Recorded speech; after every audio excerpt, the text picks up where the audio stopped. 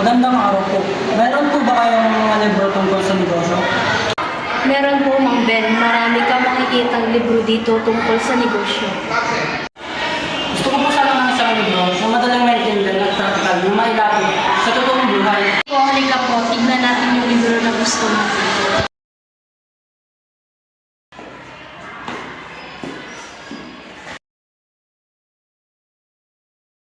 Maganda po ang mga ito.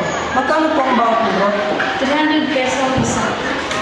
Hindi po bang 250 na lang? Para po sa aking anak na nagsisimula pa lamang magnegosyo.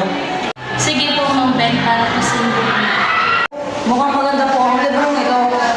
Wala ka naman, Mang Ben. Bumalik ka po ulit sa gusto mo mag-libro po.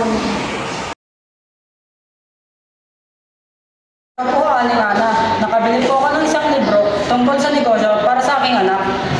Saya naman, meron ka po bang ibang gustong bilhin? Sana po, Aling Ana. Salamat po sa inyo. Wala ka naman po, masaya na po sa araw ninyo.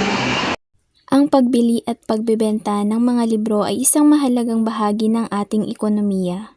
Ang mga tindahan ng libro ay nagbibigay ng mga trabaho at nagbibigay ng mga produkto na nagpapalawak ng kaalaman at nagbibigay ng inspirasyon. Ang pakikipag-ugnayan ng mga tao sa negosyo ay nagpapakita ng mga pangunahing prinsipyo sa ekonomiya, tulad ng supply at demand, presyo at pamumuhunan.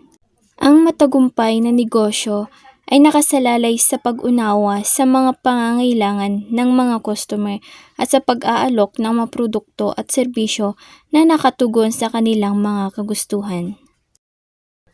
Ang roleplay na ito ay isang simpleng halimbawa ng mga gawain sa negosyo. Maraming iba pang halimbawa ng mga gawain sa negosyo sa ating paligid. Mahalaga ang pag-aaral ng ekonomiya upang maunawaan natin ang mga pangyayari sa ating lipunan at sa ating mundo.